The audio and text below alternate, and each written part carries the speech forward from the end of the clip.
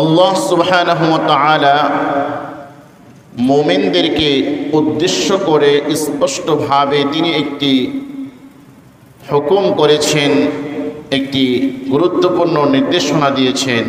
সেটি হচ্ছে মহান আল্লাহ সুবহানাহু ওয়া তাআলার ভয়। আল্লাহ রাব্বুল আলামিন তার পবিত্র কালামে স্পষ্টভাবে মুমিনদেরকে ডাক দিয়ে বলতেছেন, আউযু বিল্লাহি মিনাশ শাইতানির রাজীম, বিসমিল্লাহির রহমানির রহিম। ইয়া আইয়ুহাল্লাযীনা আমানুত্তাকুল্লাহ الذين آمنوا اتقوا الله حق تقاته ولا تموتن إلا وأنتم مسلمون।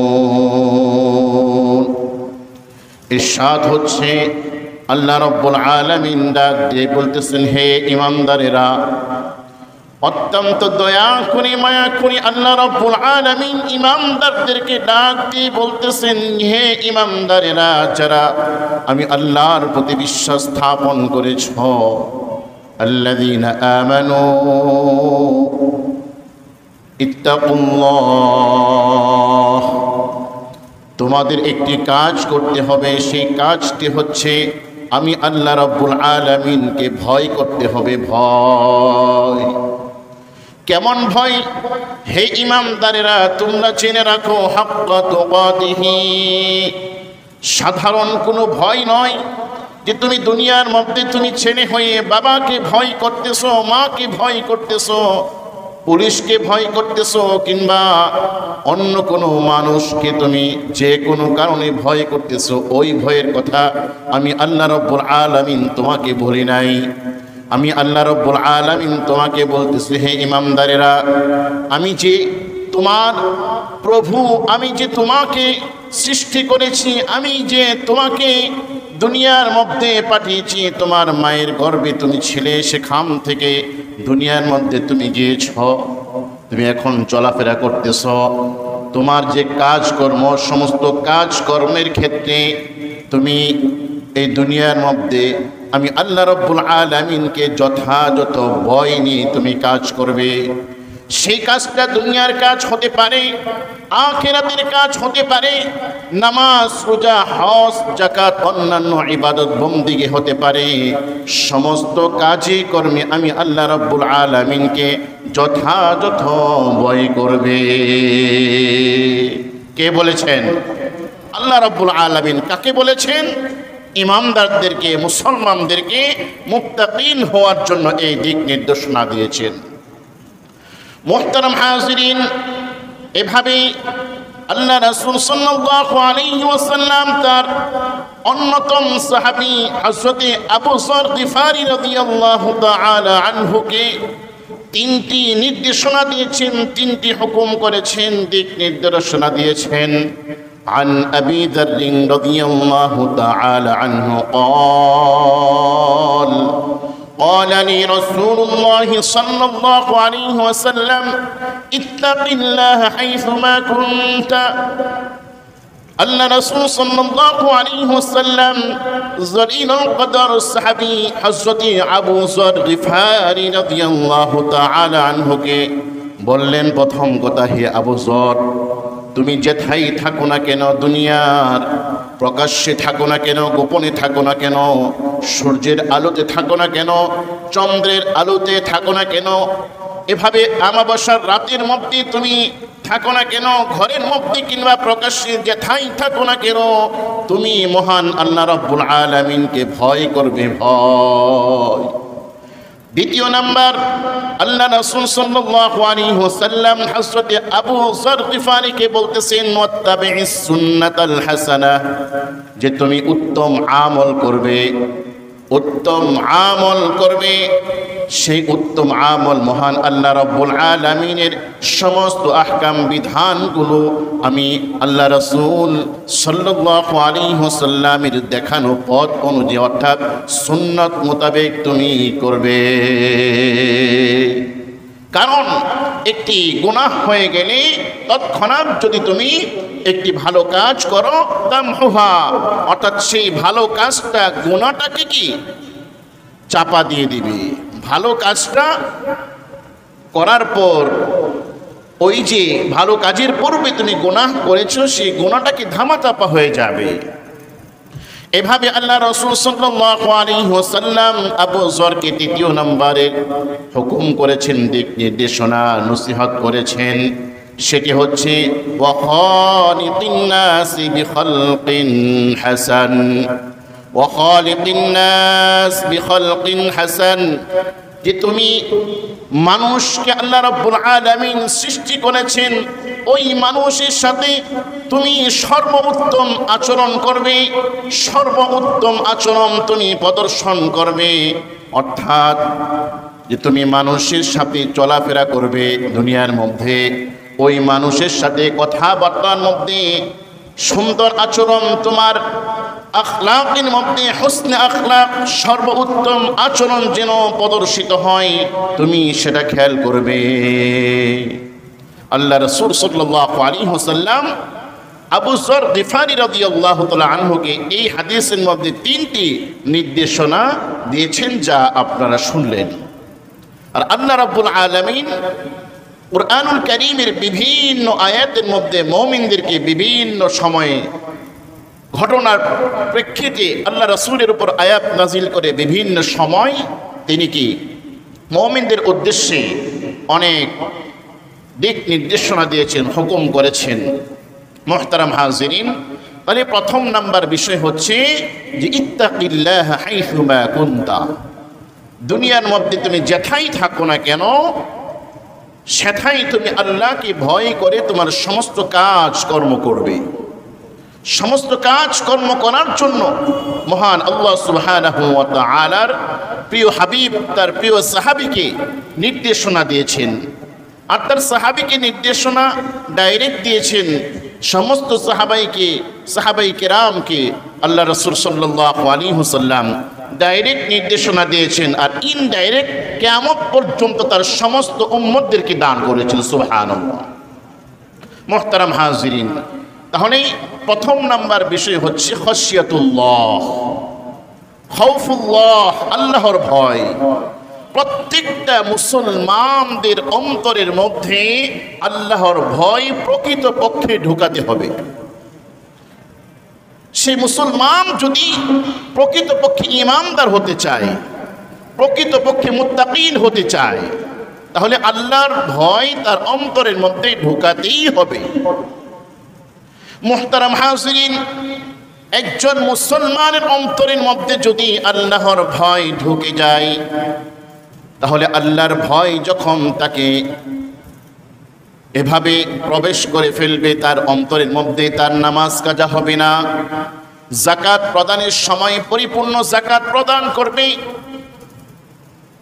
সিয়াম যখন আসে রমজানুল মুবারক আল্লাহর ভয়ের মাধ্যমে সে রোজা ত্যাগ করবে না, হজ যখন তার উপর ফরজ হয়ে যায় তখন সে আল্লাহর ভয়ে হজ করতে চলে যাবে। সেই মুসলমান ব্যবসায়ী সেই ব্যবসার ক্ষেত্রে সে কখনো দুই নম্বরই করবে না। কেননা সে ব্যবসায়ী সাথে সাথে সে মুসলমান এবং অন্তরের মধ্যে সে ঢুকিয়েছে আল্লাহর ভয়, এবং সে মুখ দ্বারা দাবি করতেছে আমি আল্লাহকে ভয় করি। প্রকৃতপক্ষে ভয় যদি সে অন্তরের মধ্যে ঢুকাতে পারে, আল্লাহর ভয়, সে ব্যবসার মধ্যে সে দুর্নীতি করবে না, ব্যবসার মধ্যে ওজনে কম দিবে না, ব্যবসায়িক ক্ষেত্রে কোনো কাস্টমারের সাথে মিথ্যা বলবে না, কোনো মিথ্যার আশ্রয় নেবে না। এভাবে সে রাজনীতিবিদ তার বক্তব্যের মধ্যে কোনো রকম দুই নাম্বারি ছলচাতুরি জনগণের সাথে করবে না। এভাবে সে চেয়ারম্যান হোক, মেম্বার হোক, এমপি হোক, মন্ত্রী হোক, এভাবে সে প্রধান উপদেষ্টা হোক, এভাবে প্রেসিডেন্ট থেকে নিয়ে প্রধানমন্ত্রী পর্যন্ত তার অন্তরের মধ্যে মুসলমানের দাবি অনুযায়ী সে আল্লাহর ভয়কে ঢুকাতে পারে, তাহলে সে কখনো কোনো জায়গায় কোনো কারণে, ব্যক্তিগত কারণে হোক, দেশের কারণে হোক, কখনো সে মিথ্যার আশ্রয় নেবে না। কারণ সে তো দাবি করতেছে আনা মুসলিম, যে আমি মুসলমান, আনা আখাফুল্লাহ, যে আমি আল্লাহকে ভয় করি। সে দাবি করতেছে, দাবি অনুযায়ী সে কাজ করে, তাহলে প্রত্যেকটা সেক্টরে দুর্নীতি মুক্ত থাকবে। প্রত্যেকটা জায়গায় সে আল্লাহর ভয় প্রদর্শন করবে এবং তদ অনুযায়ী সে কাজ করবে। মিথ্যার আশ্রয় নিবে না, সত্যের পথের পথিক হয়ে সে দেশের প্রেম অন্তরের মধ্যে ঢুকবে, আর সে জনগণের জন্য সেবা করবে। এভাবে প্রত্যেকটা জনগণ, সে মুসলমান নিজেকে দাবি করতেছে আর বলতেছে আমি মুত্তাকিন হওয়ার জন্য আল্লাহর ভয়কে অন্তরের মধ্যে ঢুকিয়েছি, তাহলে সে মুসলমান, সে কখনো কি খারাপ কাজ করতে পারে না, চুরি করতে পারে না, ডাকাতি করতে পারে না, ছিনতাই, রাহাজানি, খুন ইত্যাদি সে করতে পারে না। কারণ সে তো বলেছে আনা আখাফুল্লাহ, যে আমি আল্লাহকে ভয় করি।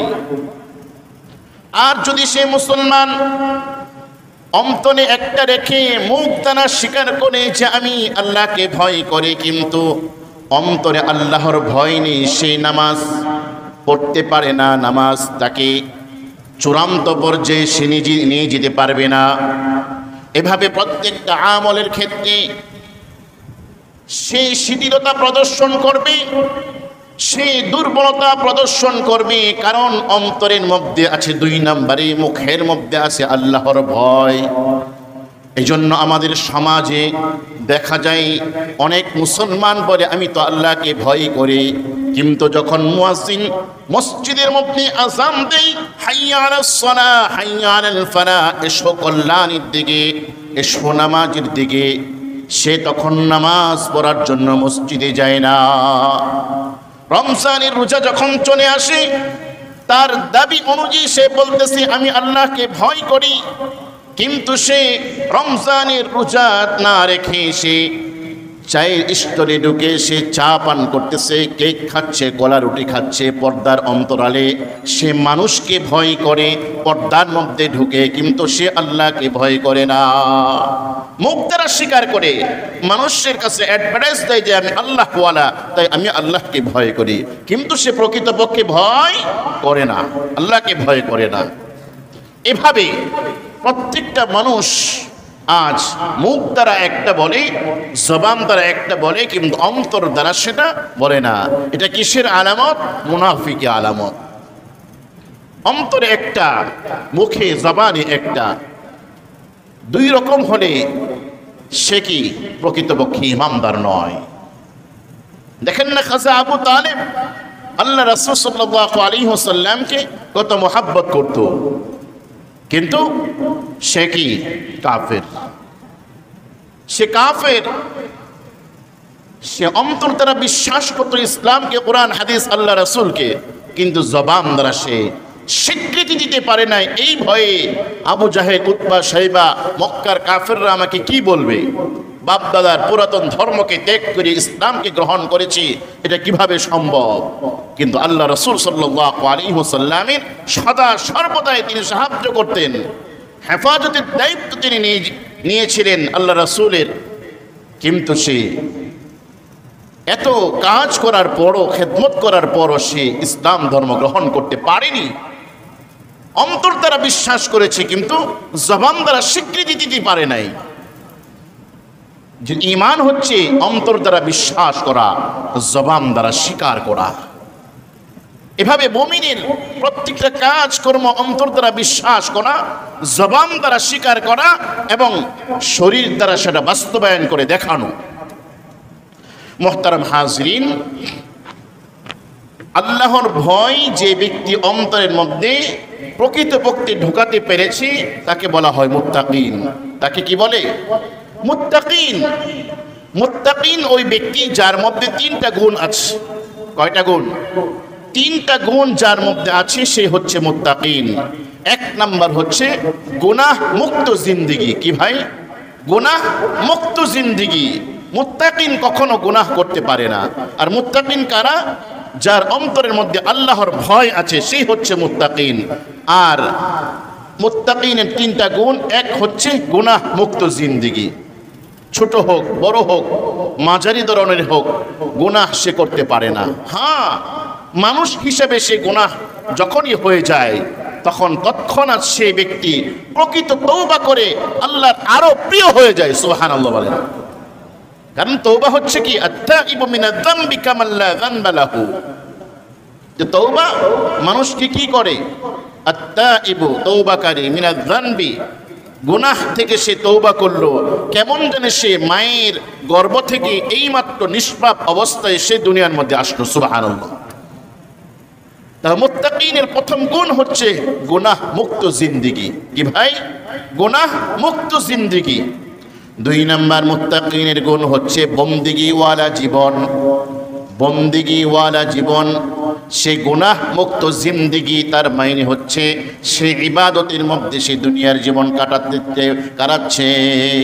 বন্দেগীওয়ালা জিন্দেগি, সে নামাজ পড়তেছে, হজে যাচ্ছে, উমরায় যাচ্ছে, আল্লাহর হুকুম সদা সর্বদাই সে বাস্তবায়ন করছে, নফল ইবাদত, সুন্নত ইবাদত, ওয়াজিব ইবাদত, এভাবে ফরজ ইবাদত, প্রত্যেকটা ইবাদত সে সদা সর্বদা কি করতেছে, পালন করতেছে।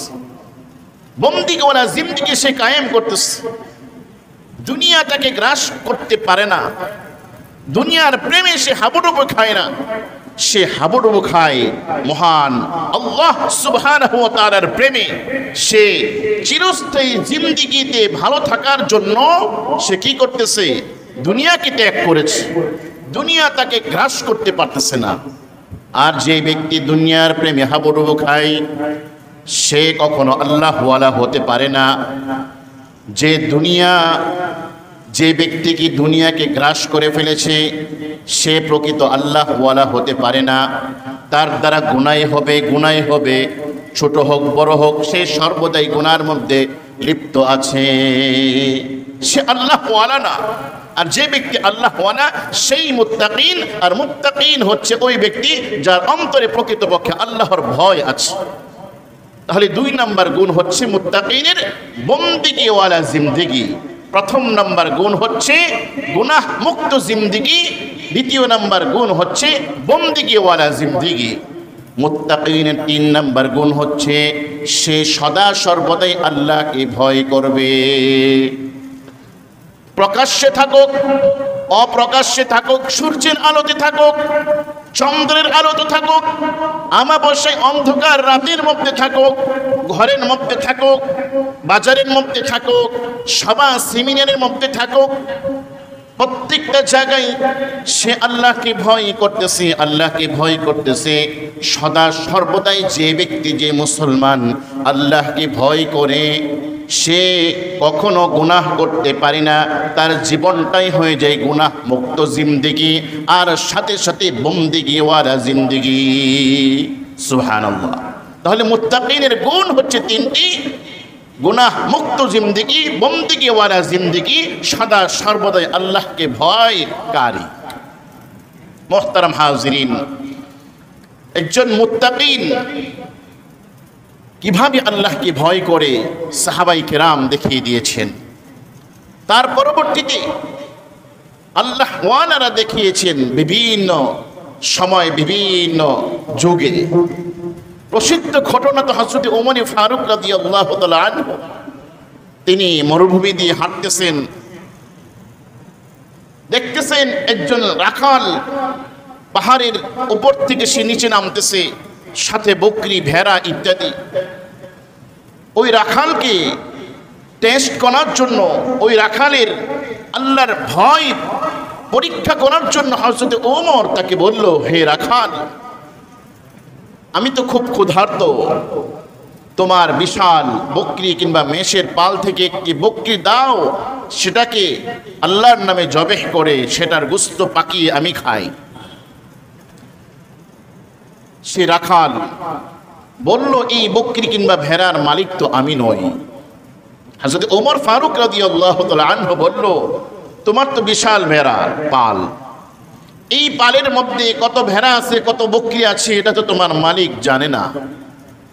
যদি তোমার বিশাল ভেড়ার পাল থেকে একটি মাত্র ভেড়া কিংবা ছাগল আমাকে দাও, তোমার মালিক ধরতে পারবে না, কারণ তার তো গণনা নেই কতটি ভেড়া তোমাকে বুঝিয়ে দিয়েছি সকালবেলা। হযরত ওমর ফারুক রাদিয়াল্লাহু তাআলা আনহু যখন রাখালকে প্রস্তাব দিল, ওই রাখাল একটি মাত্র শব্দ উচ্চারণ করলো, ইয়া আমিরাল মুমিনিন ফাআইনাল্লাহ, হে মুমিনদের সর্দার, হে আমিরাল মুমিনিন, আপনি যে প্রস্তাব দিয়েছেন এই প্রস্তাব যদি আমি বাস্তবায়ন করি তাহলে আল্লাহ কোথায়? আল্লাহু আকবার বলেন। তাহলে আল্লাহ কোথায়? আমি মিথ্যার আশ্রয় নিলাম, আমি আমার মালিককে ফাঁকি দিলাম, আপনাকে খুশি করলাম, তাহলে ওই মহান আল্লাহ সুবহানাহু ওয়া তাআলা যিনি সাত আসমান, সাত তবক জমিন, পাহাড় পর্বত নদী নালা সব কিছু যিনি সৃষ্টি করেছেন, এত মহান আল্লাহ সুবহানাহু ওয়া তাআলার বরত্ব তিনি কি তার কুদরতি চোখ দ্বারা দেখতেছে না? যখন ফাআইনাল্লাহ বলার সাথে সাথে হযরত ওমর ফারুক রাদিয়াল্লাহু তাআলা আনহু আশ্চর্য হয়ে গেল। তিনি বলতে লাগলো, হে রাখাল, আমি তোমাকে পরীক্ষা করার জন্য যে প্রস্তাব দিয়েছিলাম সেই পরীক্ষায় তুমি শতভাগ উত্তীর্ণ হয়েছ। তখন আমিরুল মুমিনিন ওমর ফারুক রাদিয়াল্লাহু তাআলা আনহু ওই রাখালের মালিকের কাছে গিয়ে, ওই রাখাল ছিল ওই মালিকের জিম্মায়, ওই মালিককে অজস্র টাকা দিয়ে ওই রাখালকে মুক্ত করে স্বাধীন করে দিল। সুবহানাল্লাহ। সুতরাং আল্লাহর ভয় যার মধ্যে থাকে সে কখনো চুরি করতে পারে না, সে কখনো ডাকাতি করতে পারে না, সে কখনো কি দুর্নীতি করতে পারে না, সে কখনো আল্লাহর হুকুম আহকাম বিধানগুলো সে কি লঙ্ঘন করতে পারে না। এজন্য আল্লাহর ভয় আমাদের অন্তরের মধ্যে আনতে হবে। মুহতারাম হাজিরিন, আল্লাহর ভয় কিভাবে আসবে অন্তরের মধ্যে? প্রশ্ন আছে কি আছে না? আমরা যে মুসলমান, আমরা ইমানদার, আমরা মুত্তাকিন হওয়ার জন্য চেষ্টা করতেছি, আল্লাহর ভয়টা কিভাবে অন্তরের মধ্যে আনবো সেটাকে জানার দরকার কি আছে না? সেই ভয়টা কিভাবে আনবো? তিনটা কাজ আমাদেরকে করতে হবে। কয়টি? তিনটি কাজ আমাদেরকে করতে হবে। এক নাম্বার কাজ হচ্ছে ওয়ারাত্তিলিল কুরআনা তারতিলা। মহান আল্লাহ রাব্বুল আলামিন নবী মুহাম্মদুর রাসূলুল্লাহ সাল্লাল্লাহু আলাইহি ওয়াসাল্লামের উপর আল কুরআনুল কারীমকে নাযিল করেছেন। কিয়ামত পর্যন্ত এই কুরআনুল কারীমের সংরক্ষণের দায়িত্ব মহান আল্লাহ রাব্বুল আলামিন নিজে নিয়েছেন। ইন্না নাহনু নাযালনা যিকরা ওয়া ইন্না লাহু লাহাফিযুন। এই যে আল কুরআনুল কারীম আমাদেরকে আল্লাহ রাব্বুল আলামিন দান করেছেন এবং সংরক্ষণের দায়িত্ব নিজেই নিয়েছেন। আমাদের কাজ হচ্ছে সকাল বিকাল এটার তেলাওয়াত করা এবং সেই তেলাওয়াতকৃত আয়াতের উপর আমার ব্যক্তিগত জীবন, পারিবারিক জীবন, সামাজিক জীবন, রাজনৈতিক জীবন, আন্তর্জাতিক জীবন, প্রত্যেকটা সেক্টরে কুরআনুল কারীমের আইন বাস্তবায়ন করা। সুবহানাল্লাহ। এক নম্বর কাজ হচ্ছে মুত্তাকিন হওয়ার জন্য ওয়ারাত্তিলিল কুরআনা তারতিলা, সহি শুদ্ধভাবে কুরআনুল কারীম তেলাওয়াত করা। সহি শুদ্ধভাবে কুরআনুল কারীম তেলাওয়াত করার জন্য একদিন চেষ্টা করলেই হবে না, বরং সপ্তাহকে সপ্তাহ, মাসকে মাস আমাকে চেষ্টা করে যেতে হবে। আমরা দুনিয়ার বিভিন্ন কাজের ক্ষেত্রে আমরা কত চেষ্টা করি, ব্যর্থ হই, আবার চেষ্টা করি, ব্যবসায় লস খাই, এই ব্যবসাকে পরিবর্তন করে অন্য ব্যবসাকে ধরি, এভাবে এই চাকরি ভালো লাগে না, ফ্যাসিলিটি নাই, অন্য চাকরি পরিবর্তন করে আবার অন্য চাকরির মধ্যে জয়েন করি। আমরা নিরাশ হই না, কিন্তু আমরা কুরআনুল কারীম, যে কুরআনুল কারীম আল্লাহ রাব্বুল আলামিন নবী মুহাম্মদুর রাসূলুল্লাহ সাল্লাল্লাহু আলাইহি ওয়াসাল্লামের উপর নাজিল করেছেন, ওই কুরআনুল কারীম আমাদেরকে দান করেছেন। ওই কুরআনুল কারীম আমরা তেলাওয়াত করার চেষ্টা করি না, চেষ্টা করলেও কয়েকদিন করার পর আবার আমরা পিছনে ছুটে যাই, কিংবা ছোটকালে আমরা কোরআন তেলাওয়াত আমরা জানতাম, পড়তাম সহি শুদ্ধভাবে, কোরআন তেলাওয়াত ছিল আমাদের মাঝে। এখন বড় হয়ে গিয়েছি, ওই কোরআনুল কারীম মাসকে মাস চলে যায়, বছরকে বছর চলে যায়, কোরআনুল কারীম ধরতে চাই না, ছুঁইতে চাই না।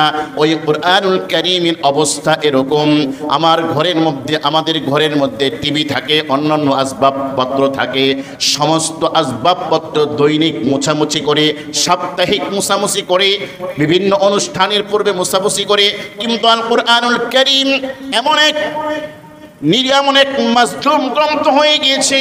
ওই কোরআনুল কারীম যে আমি শোকেসের মধ্যে কিংবা আলমারির উপরে রেখে দিয়েছি, ওটা জং পড়তে পড়তে, ময়লার আবরণ পড়তে পড়তে সেটা ধরার মতো অবস্থা নাই।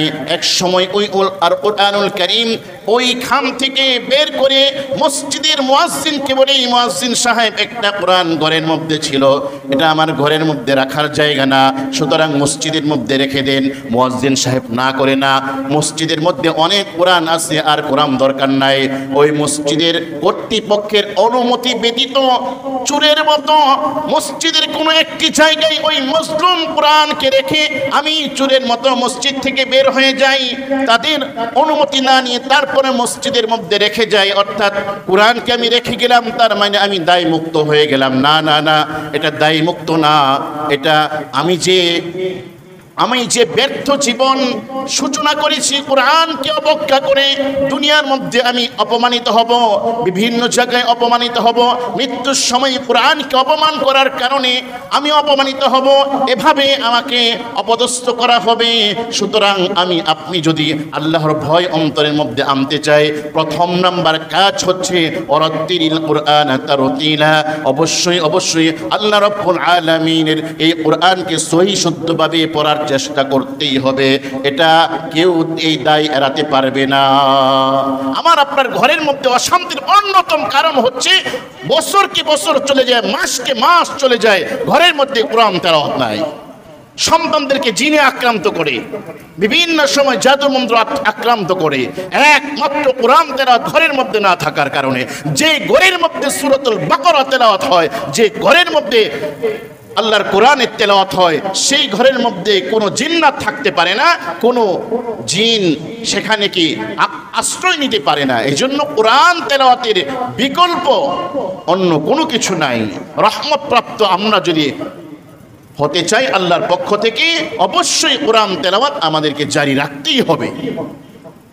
এজন্য আমার আপনার অন্তরের মধ্যে আল্লাহর ভয় আনার এক নাম্বার পয়েন্ট হচ্ছে যে কোরআন তেলাওয়াত করা।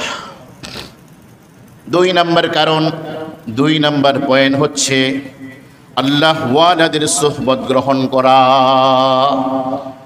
আপনি যদি আল্লাহকে ভয় পেতে চাই, আল্লাহর ভয় অন্তরের মধ্যে আনতে চাই, আমার আপনার জীবনের 24 ঘন্টার 1টি ঘন্টা, আধা ঘন্টা আল্লাহ ওয়ালাদের সুহবতে আপনি কাটাই, তাহলে এটা আমার 24 ঘন্টা চলার ক্ষেত্রে একটা ইমানি পাওয়ারের চার্জ হবে। চার্জ আমরা মোবাইলের মধ্যে চার্জ না দিলে সেটা বন্ধ হয়ে যায়।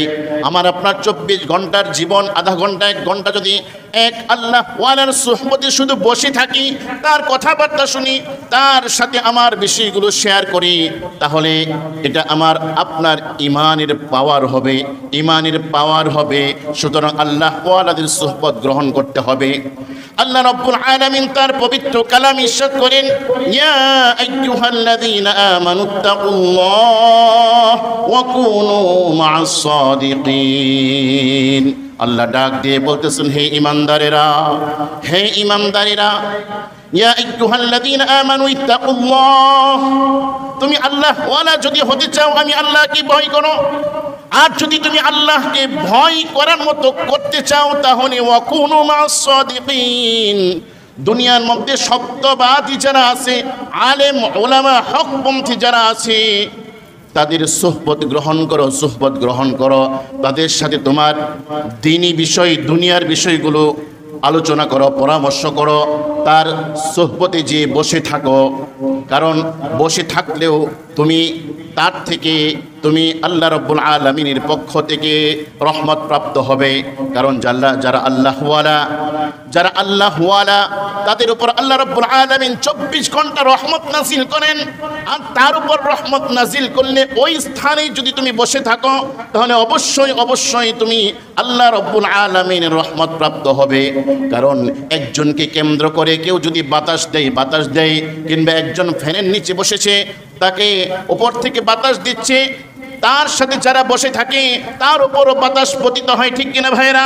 এভাবে আল্লাহ রাব্বুল আলামিন তার আল্লাহ ওয়ালা যারা, তার বন্ধু যারা, আলা ইন্না আউলিয়া আল্লাহি লা খাউফুন আলাইহিম, তার বন্ধু যারা, তার উপর আল্লাহ রাব্বুল আলামিন খাস রহমত নাজিল করেন। আর ওই আল্লাহ ওয়ালা যার উপর খাস রহমত নাজিল হয়েছে, আল্লাহ রাব্বুল আলামিন এই রহমতগুলো ওই ব্যক্তির উপর পতিত হয়। তাহলে 2 নাম্বার হচ্ছে যে আল্লাহ ওয়ালাদের সুহবত গ্রহণ করা, আল্লাহর ভয় অন্তরের মধ্যে আনতে চাইলে। 3 নাম্বার হচ্ছে নেশা মুক্ত জীবন গড়া। কয় নাম্বার? আল্লাহ ওয়ালা হতে চাইলে আল্লাহর ভয় আনতে হবে। আর আল্লাহর ভয় যদি আমি আনতে চাই তাহলে 3টি কাজ করতে হবে। 1, সহি শুদ্ধভাবে কোরআন তেলাওয়াত করতে হবে। 2 নাম্বার আল্লাহ ওয়ালাদের সুহবত গ্রহণ করতে হবে। আর 3 নাম্বার হচ্ছে নেশা মুক্ত জীবন করতে হবে। বলতে পারেন যে হুজুর কি নেশা? নেশা অনেক প্রকার আছে, বাবা ইয়াবা ইত্যাদি তো আছেই। এটা যাদের মধ্যে আছে এটা তো অবশ্যই ত্যাগ করতে হবে। সাহাবাই কেরাম যারা ইমামদার তাদের মধ্যে অনেকেই নেশা করত। যখন আল্লাহ রাব্বুল আলামিন আয়াত নাজিল করে দিয়েছেন যে আজ থেকে নেশা মুক্ত জীবন করতে হবে, নেশা শরীয়তের মধ্যে হারাম, তৎক্ষণাৎ ওই সমস্ত সাহাবাই কেরাম নেশা ছেড়েছে। সাথে সাথে ওই নেশাগুলো যে পায়লার মধ্যে বানানো হতো ওই পায়লাগুলো একেবারে ধ্বংস করে জমিনের সাথে মিশিয়ে দিয়েছিল। এজন্য যারা নেশা করে, সিগারেট থেকে নিয়ে একেবারে চূড়ান্ত পর্যায়ে নেশা, সেই নেশাকে ত্যাগ করতে হবে। আরেক ধরনের নেশা আছে, সেটা চোখের নেশা, হাতের নেশা।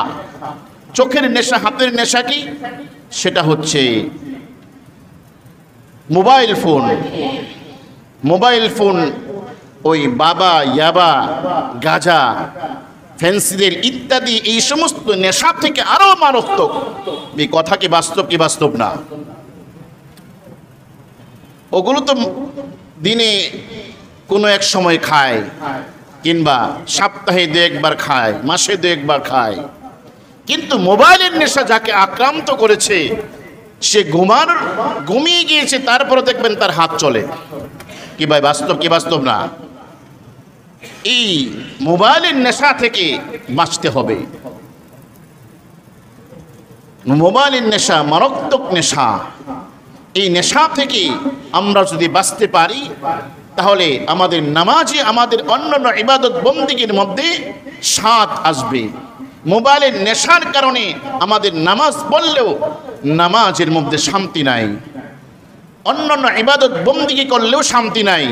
ইবাদত বন্দেগী করলে অস্থিরতা দেখা দেয়, অস্থিরতা ভাব চলে আসে। কখন এই ইবাদত শেষ হবে, আর কখন আমি ফেসবুক, ইউটিউব, গুগল কিংবা অন্যান্য অ্যাপসের মধ্যে ঢুকবো, আমি আমার চোখের মজাটা নিব, হাতের যে অবসর টাইম সেটাকে আমি ব্যস্ত রাখবো। এই যে একটা অবস্থা আমাদের সমাজে, বিশেষ করে যুব সমাজ, মোবাইলের নেশা থেকে তারা মুক্ত হতে পারছে না। এই যুবক বৃদ্ধ হওয়ার আগেই 50-40-এর পূর্বে সে মৃত্যুবরণ করবে। এই জন্য এখন দেখা যায় বৃদ্ধর চেয়ে যুবক যারা আছে এদের মৃত্যুর হারটা স্বাভাবিকভাবে বেশি। এই মোবাইল আমাদেরকে কি দিচ্ছে? আমার আপনার জীবনকে ধ্বংস করে দিচ্ছে। মোবাইলের মধ্যে তাস খেলা হয়, দাবা খেলা হয়, লুডো খেলা হয়। সময়কে সময় অতিবাহিত হচ্ছে, সময়কে সময় অতিবাহিত হচ্ছে। কোথায় ফজর, কোথায় এশা, কোথায় জহুর, আসর, মাগরিব, কোনো টেরও পাওয়া যায় না।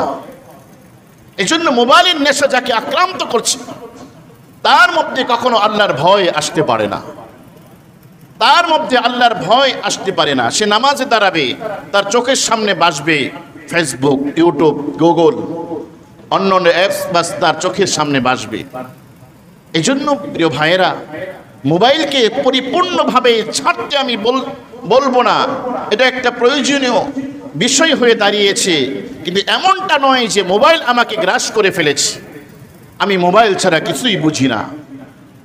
আপনি আপনার 24 ঘন্টার সময়কে ভাগ করে নিন। আপনি কখন আপনি ফেসবুকের খবর দেখবেন, ইউটিউব দেখবেন, সকালে আধা ঘন্টা দেখুন বা আসর আধা ঘন্টা দেখুন। এই তো 2 টাইমের খবর যদি আমি জানতে চাই, আমার এলাকার খবর, আমার দেশের খবর, আন্তর্জাতিক মহলের খবর, এছাড়া তো 24 ঘন্টা আমাকে আপডেট লাইভ দেখতে হবে, এরকম বিষয় নয়। তাহলে তো আমি নেশা যুক্ত হয়ে গেলাম মোবাইলের প্রতি। এজন্য প্রিয় ভাইয়েরা, আমাকে আল্লাহ ওয়ালা যদি আমি আপনি হতে চাই, তাহলে নেশা মুক্ত জীবন গড়তে হবে। সেটা বাবা, ইয়াবা, গাঁজা, ফেন্সিডিল যদি হয়ে থাকে, এটাকে পরিত্যাগ করতে হবে সারা জনমের জন্য, এই মুহূর্ত থেকে তওবা করে আল্লাহর কাছে। আর যদি আমাকে মোবাইলে আসক্ত হয়ে যায়, আমি আজকে থেকে তওবা করে আমাকে এই মোবাইলের নেশা মুক্ত জীবন আমাকে গড়তে হবে।